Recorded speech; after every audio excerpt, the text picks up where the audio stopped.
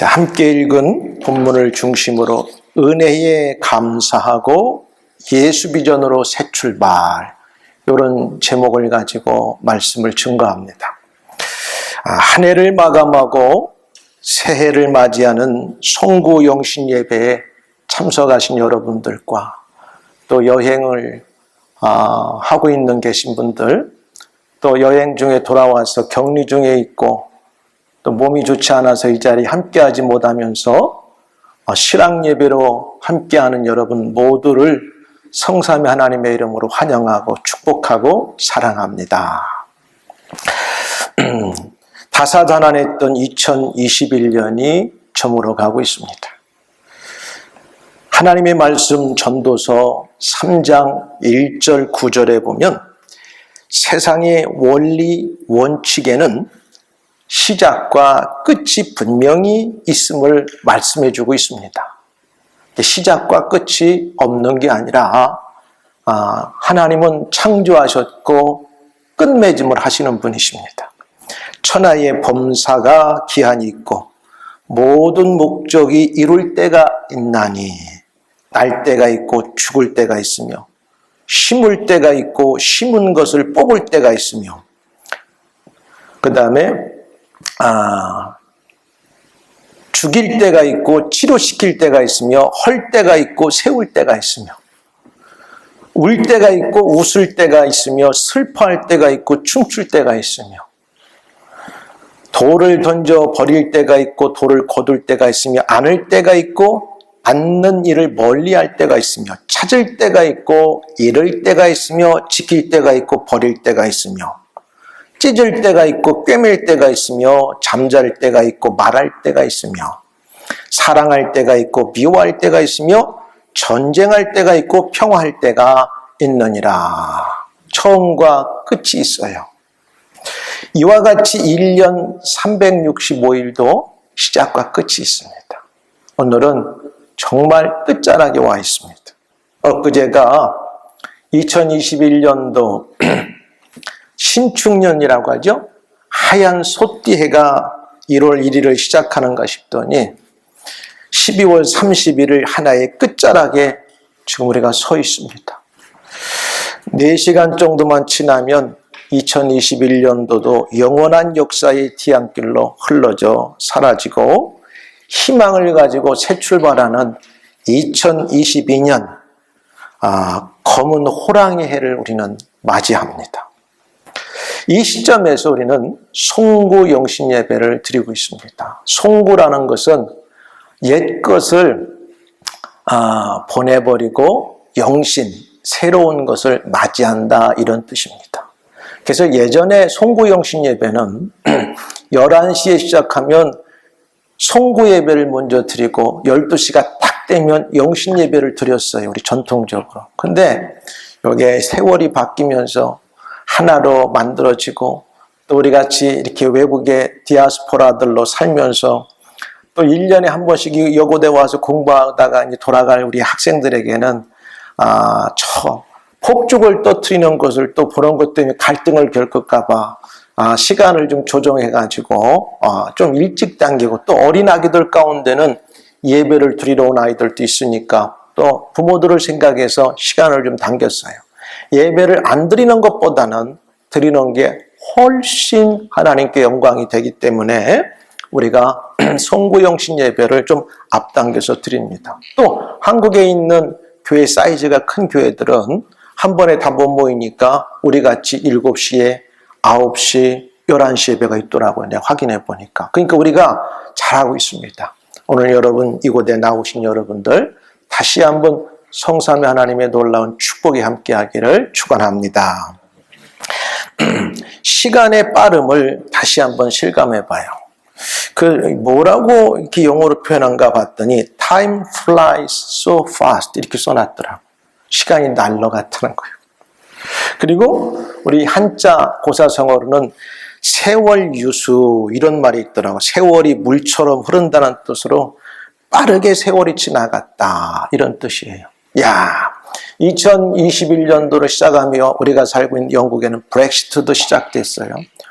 브렉시트가 생기면 경제적으로 큰 어려움이 있을 것이고 굉장히 어려울 것이다 했는데 그렇지 않은 것 같아요. 근데 거기다 엎친 데 덮친 꼴로 코로나는 2년 정도 계속되고 있어요. 이런 환경 속에서 우리 그리스도인들은 어떠한 자세로 2021년 한 해를 마감하고 다가오는 2022년 소망이 가득하고 희망찬 새해를 맞이해야 할 것인가 결단하는 은혜의 시간이 되기를 주님의 이름으로 축원합니다.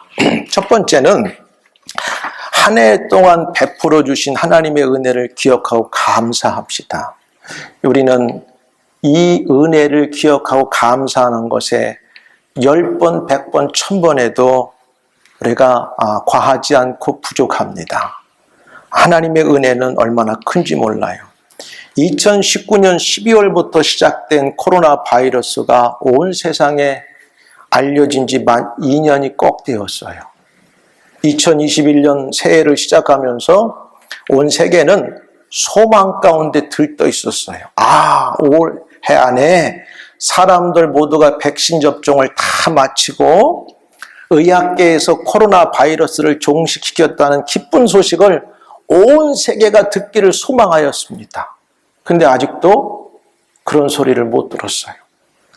2년 동안 코로나 바이러스가 변종으로 바뀌어 나타나면서 여전히 우리가 생각했던 것과는 정반대로 이 전염병이 온 세상에 창궐하여서 언제 끝날지 모르는 어둠의 긴 터널 속에 우리는 갇혀 있습니다. 그리고 많은 사람들이 소중한 생명을 잃어버렸어요. 그럼 소중한 생명을 잃은 것뿐만 아니라 사랑하는 가족들은 사랑하는 사람을 이별하고 잃은 것 때문에 슬픈 한 해였습니다. 그리고 개인, 가정, 사회, 국가적으로 큰 경제적 손실과 정신적, 육체적으로 많은 사람들이 이 일 때문에 고통을 당하고 있습니다. 이러한 환경들 속에서 시간은 쉬지 않고 365일 물 흐르듯이 흘러서 오늘까지 왔습니다. 오늘 12월 31일 저녁 여기까지 우리 교회와 가정들과 개인들을 더 나아가서 우리가 머물고 있는 영국 땅과 우리 조국 대한민국과 온 세계를 인도해 주신 에베네셀의 하나님께 우리는 감사하고 기억해야 될 것입니다. 하나님은 그런 자들을 귀하게 여기세요.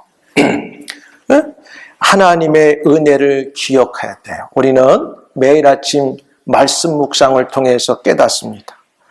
이스라엘에서 400년이 넘는 동안 종살이하는 그들을 하나님의 전적인 은혜로 40년 뜨거운 광야길을 걸을 때 하늘의 만나와 메추라기를 먹이시고 불기둥과 구름기둥으로 그들을 지키셨고 가나안 땅까지 들였는데도 그들은 쉽게 하나님의 은혜를 기억하지 못하고 잃어버렸어요. 근데 성경은 분명하게 우리의 역사적으로 증언해주고 있어요. 그들에게 끊임없는 하나님의 사랑의 징계가 내려서 아수르를 통해서 바벨론을 통해서 나라가 다 기울어지고 왕들이 붙들려가고 눈알이 빠지고 그런 와중에서도 하나님은 약속하셔서 70년 지나면 돌아올 것이다. 희망의 메시지를 선지자들을 통하여 줍니다. 이게 은혜예요. 은혜를 받고도 기억하지 못하는 사람만큼 배은망덕한 사람이 없어요. 우리는 이 자리에 나와 있는 여러분, 왜 이 자리를 우리가 사모하고 나오느냐? 코로나가 창궐한 가운데서도 하나님의 은혜가 크니까 나오는 겁니다. 할렐루야. 또 이 자리에 어쩔 수 없는 상황 때문에 못 나오지만 실학 예배를 함께 참여하는 여러분들도 왜 그래요? 하나님의 은혜가 크니까 예배 드리는 겁니다. 그래서 에베네셀의 하나님께 우리는 은혜를 기억하고 감사해야 돼요. 감사해야 돼요. 은혜란 무엇입니까? 거저 주신 하나님의 선물인데 근데 이게 거저 주신다고 할 때 사실은 알고 보면 바울이 은혜라는 말을 쓸 때요. 거기에 구원받은 사람의 리스폰서빌리티가 있어요. 하나님의 언약을 반드시 지켜야 되는. 그냥 은혜는 거저 주시는 선물은 맞는데 그 선물을 받으면 받은 자의 역할이 있어요. 그 우리가 해야 될 건 뭐냐? 하나님의 은혜를 기억하는 거. 잊지 않는 건 꼭 해야 됩니다. 생각해 보세요. 많은 사람들이 코로나 때문에 세상을 떠났고 경제적으로 어려워서 직장을 잃었고 또 어려움 속에서 있는데도 불구하고 여러분들에게 건강을 주시고 직장을 주시고 가정을 주시고 삶의 여유와 풍요를 주셨는데 하나님 앞에 우리가 기억하지 못한다면 안 되지요. 생명과 건강과 안전, 성공, 생로병사, 희노애락 우리들의 힘으로 할 수 있는 건 하나도 없어요. 아침에 사모님이 빵 해가지고 올렸지요. 여러분 요즘에 이 은혜라는 찬송가가 신금을 많이 울려요. 가사가 참 너무 좋아요. 내가 누려왔던 모든 것들이, 내가 지나왔던 모든 시간이, 내가 걸어왔던 모든 순간이 당연한 것이 아니라 은혜였습니다. 그죠? 우리 사람들은 생각해요. 뭐 내가 열심히 살고 내가 머리 써서 내가 여기까지 왔는데 아니요. 여러분이 아무리 해도 생로병사 희노애락을 주장할 수 있는 건 하나님밖에 없습니다. 이 모든 것들을 인도하신 하나님 우리는 감사해야 돼요. 아침 해가 뜨고 저녁에 노을, 봄의 꽃향기와 가을의 열매, 변하는 계절의 모든 순간이 사람들 생각은 당연한 것 같지만 사실 알고 보면 전능하신 하나님의 섭리와 통치의 은혜였다고 하는 사실이에요. 이걸 아는 사람들은 세상에 아무리 전염병이 우리를 위협해도 하나님께 예배하는 일에 절대 물러설 수가 없어요. 왜? 그분이 우리의 생사화복을 주장하시기 때문에 그렇습니다. 생사화복을. 모든 것이 은혜, 은혜, 은혜, 한없는 은혜. 내 삶에 당연한 건 하나도 없었던 것을 모든 것이 은혜, 은혜였습니다. 이 찬양이 얼마나 아름다운지 몰라요. 뭐 들어보세요. 그리고 또 요것까지 사모님이 올렸는지 모르지만 영어로 아주 멋있어요. 오래전에 이게 부른 찬송인데 Remind me, dear Lord 이런 제목이에요. 주여 나로 기억하게 하소서. 기억하게 하소서. 내가 사랑하는 것들, 내가 마음을 다해 붙잡은 것들 모두가 빌려온 것이고 내 것이라고는 전혀 없어요. 예수께서 단지 내가 그것을 사용토록 허락하셨을 뿐입니다. 내 삶을 밝히라고 그러니 주님, 나로 이 사실을 잊지 않게 하소서. 야, 가사가 얼마나 주옥 같은지 몰라요. 다 내 것이라고 주장하는 게 내 것이 아니고 우리 게 아니라는 사실이에요. 잠시 하나님이 주님을 통해서 우리에게 쓰도록 빌려주신 거고 사용토록 우리에게 자유를 주신 것뿐이에요. 근데 사람들은 착각 속에 살아가요. 와, 남들은 이렇게 살았는데 나에게는 2021년 남들 어렵다는데 대박이 났어. 내가 열심히 해서 그런 거예요. 아니요. 하나님의 다 은혜였음을 우리는 기억해야 됩니다. 그리고 감사해야 됩니다. 때때로 추억의 커튼을 걷을 때 보여주소서. 주님께서 나를 어디로부터 이끄셨고 내가 어디에서 있었는지를 기억해 주소서. 나는 연약한 인간이라 잘 잃어버려요. 그러나 주님, 나로 잃어버리지 않게 하소서. 내가 행한 모든 것들 하나님의 독생자를 받을 자격 없어요. 난 주님의 손에 상처를 받을 만한 자격이 없어요. 그러니 주님께서 내 대신 죽기 위해 갈보리의 길을 선택하셨습니다. 왜 주님께서 날 사랑하는지 나는 다 알 수 없지만 다 하나님의 사랑의 은혜, 주님의 은혜라는 걸 내가 잊지 않고 기억하게 하옵소서. 너무너무 아름다운 이 찬양이고 가사예요. 우리에게 하나님을 알 수 있는 지혜와 믿음을 주셨습니다. 우리에게 교회를 주셨습니다. 생명을 주셨습니다. 가정을 주셨고 사랑하는 사람들을 주셨고 그 다음에 여러분에게 필요한 직장을 주셨고 학문을 할 수 있는 환경을 주셨고 이 모든 것들이 사실 알고 보면 하나님의 은혜였다고 하는 사실을 우리는 꼭 기억하고 반드시 감사해야 합니다. 사랑하는 여러분, 그리고 시편 136편에도 이렇게 나오죠. 모든 신에 뛰어나신 하나님께 감사하라. 그 인자하심이 영원하미로다. 하늘의 하나님께 감사하라. 그 인자하심이 영원하미로다. 이렇게 나왔어요. 우리가 지난 한 해 동안 무슨 일을 당했든지 모든 일을 합동하여 선을 이루도록 하시는 하나님의 섭리와 사랑을 믿는다면 과거를 돌아보며 감사하는 자가 되어야 할 것입니다. 감사하는 것. 우리의 가족들이 아프지 않고 한 해를 잘 살 수 있었던 것, 먹고 마시고 누릴 수 있었던 것. 여러분, 코로나 걸려가지고 병원에 누워서 있는 사람들은 숨을 제대로 못 쉬더라고. 그래서 여기다 벤틀레이터를 끼면 아주 위험해요. 근데 우리가 마음껏 이렇게 공기를 자연스럽게 마시고 1년 살았다는 거 얼마나 감사한지 몰라요. 감사하는 마음으로 2021년 무근해를 보내는 사람에게 보다 더 큰 축복의 새해가 되기를 믿습니다. 두 번째는 우리들의 신앙을 한번 회고해 봐야 돼요. 회고를 한다는 것은 뒤돌아보는 거예요.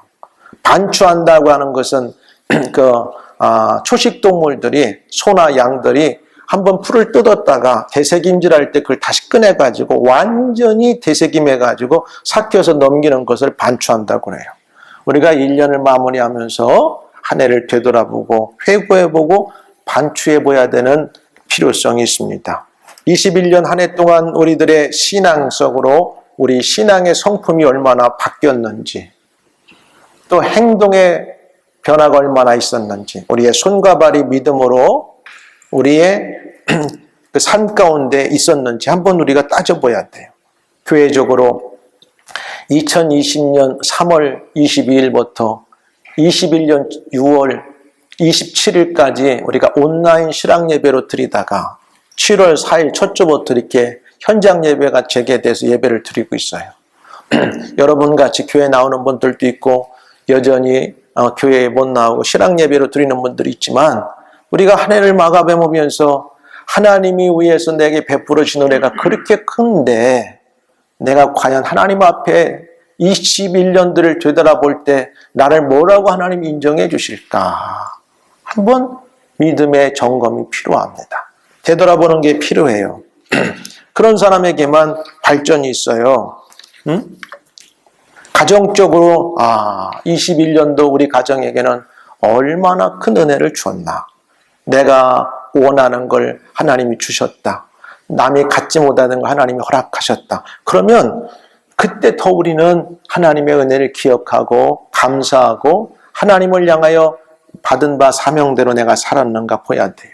개인적으로는 하나님께서 우리들 개개인들을 보실 때 만족해 하시는 신앙의 삶을 내가 살았나. 마태복음 25장에 보면 잘 나오지요. 달란트 비유가 나와요. 5달란트, 2달란트, 1달란트 받은 사람들이 나와요. 거기에 보면은 선한 청직인가 아닌가 어떤 사람이 타국에 갈 때에 종들을 불러서 달란트를 다 나눠줬어요. 21년도 저와 여러분들이 각자에게 맡겨진 달란트가 있을 거예요. 예배 생활, 하나님의 헌신의 생활, 드림의 생활, 여러 가지 것들이 있었는데 하나님이 과연 나를 딱 놓고 평가하실 때 뭐라고 나를 인정하셔 주실까? 그래, 착하고 충성된 종아, 내가 작은 일에 충성하였음에 내가 더 많은 것으로 주겠다고 5달란트 가진 자에게 5달란트를 주는 역사가 우리 가운데 있을 수 있는가? 그런 사람이 있기를 주의 이름으로 축원합니다. 2달란트 받은 자도 열심히 재능을 발휘해서 2달란트를 남겼더니 착하고 충성된 종아, 네가 작은 일에 충성하였음에 내가 더 많은 것으로 주겠다. 이렇게 약속하셨어요. 근데 1달란트 받은 사람은 그걸 묻어둬가지고 주인이 어느 날 갑자기 오니까 주인한테 변명만 하는 거예요. 주인님, 내가 이거 1달란트 가지고요. 해다가 혹시라도 실수하고 잘못해서 이것을 까먹을까봐 이 주인의 돈을 그대로 내가 지켰습니다. 그러면 주인이 잘했다, 착하고 충성된 종 할 줄 알았더니 악하고 게으른 종아. 너는 선한 청지기가 아니라 악하고 게으른 종이었구나. 이렇게 불호령을 내렸어요. 사랑하는 여러분, 하나님은 우리에게 때로는 실수도 우리의 허물도 다 알고 계시기 때문에 그런 걸 용서하세요. 가장 주님이 싫어하는 게 뭐냐면 하나님께 받은 사명을 감당하지 않고 일하지 않으면서 자기 변명하는 때 가장 주님이 싫어하세요. 우리는 1년을 회고하고 반추해 보면서 우리의 영적인 신앙생활, 예배 생활, 드림의 생활, 하나님께 것을 내 것으로 또 그 다음에 내 재능들을 하나님 앞에 어떻게 내가 선한 청지기로 살았는가를 한 번씩 생각해 봐야 돼요. 그리고 분명히 하나님은 주님께서 돌아오셔서 청지기들에게 했잖아요. 5달란트 자라면 더 많은 5달란트, 2달란트에겐 2달란트, 1달란트 받은 자에게는 책망을 하셨어요. 그리고 이 밖에 자를 내쫓으라. 이를 갈며 슬피 울었다고 하는데 It's too late. 그 1달란트 받은 사람은 회복할 기회가 없었어요. 여러분 왜 그런 줄 알아요? 성경은 이렇게 말합니다. 뭐라고 말하는 줄 알아요? 그런즉 너희가 어떻게 행할지를 자세히 주의하여 지혜 없는 자같이 하지 말고 오직 지혜 있는 자같이 하여. 이거 굉장히 중요해요. 세월을 아끼라. 때가 악하니라. 세월을 아껴야 돼요. 우리가 언제까지 선한 청지기로 주님 앞에 일할 날이 있을지 우리는 아무도 장담 못해요. 내가 젊다고? 내가 아직 나이가 어리다고? 아니요. 주님께서 부르시면 안 갈 자가 없고 주님께서 우리의 삶을 막으면 행할 자가 없어요.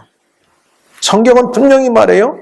어떻게 행할지 자세히 주의하여 지혜 없는 자같이 하지 말고 오직 지혜 있는 자같이 하여 세월을 아끼라.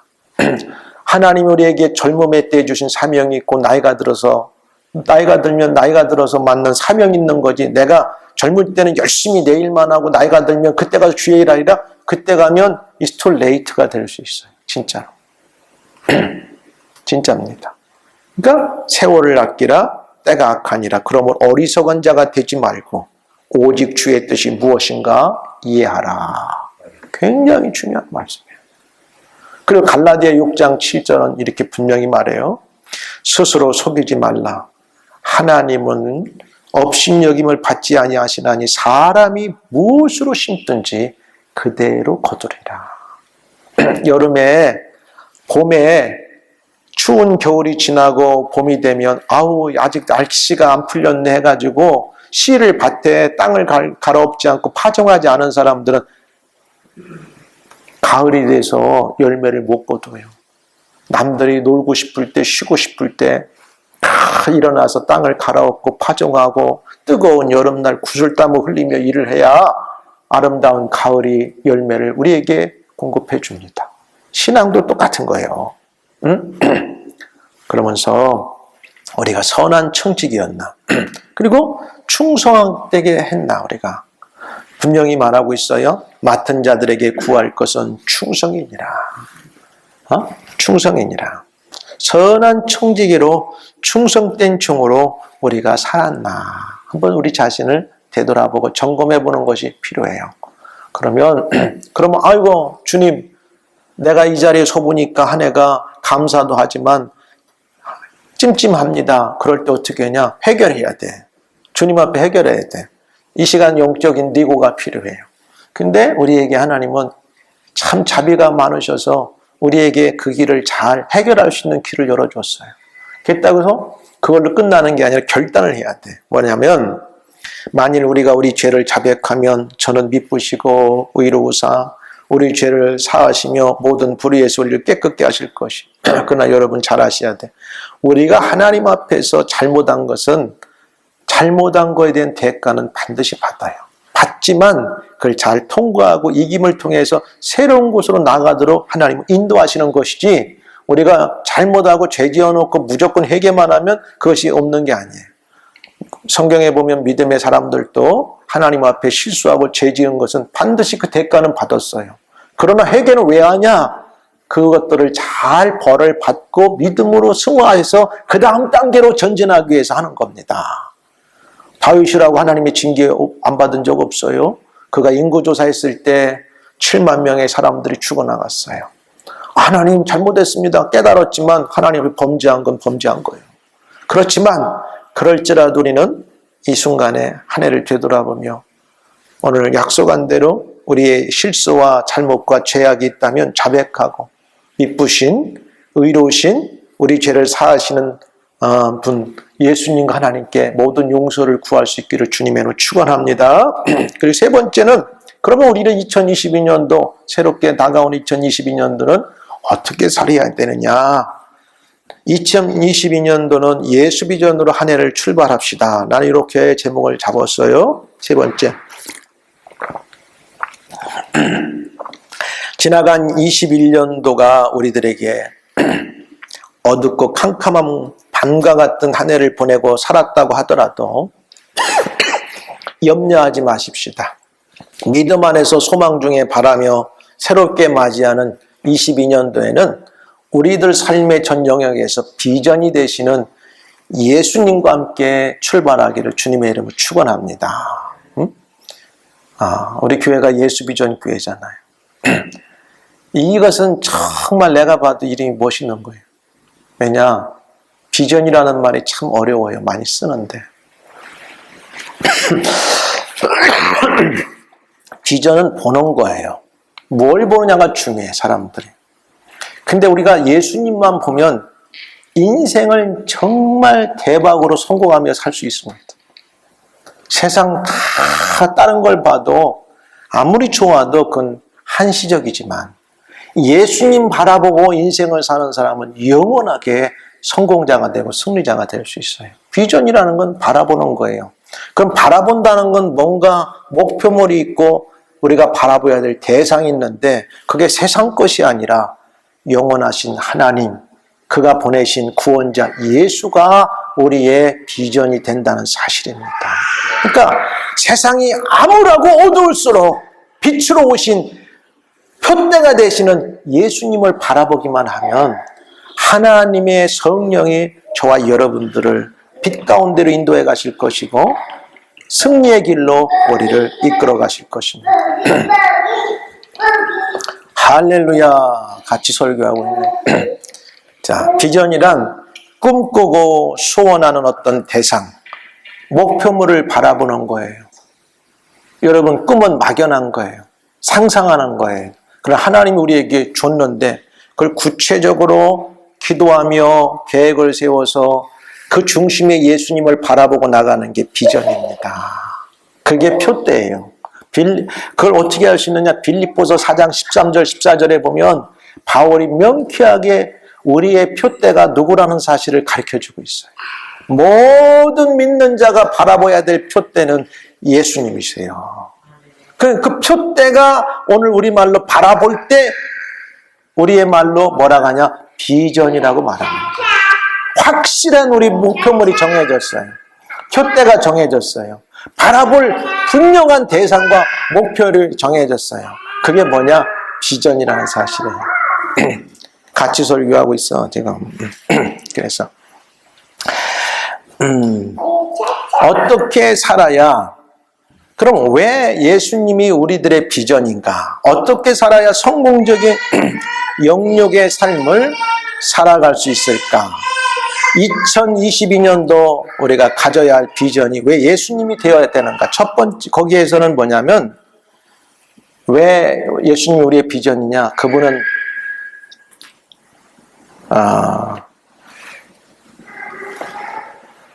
그리스도인들이 바라봐야 될 표대는 이제 예수 그리스도이기 때문에 그분이 우리의 비전이에요.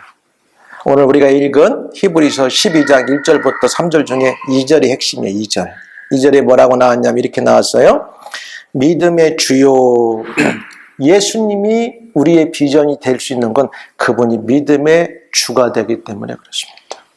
세상이 아무리 어둡고 요란스럽고 흔들려도 믿음의 파운더가 되시는 예수님을 바라보면 우리의 신앙은 결코 실수할 수 없고 실패할 수 없어요.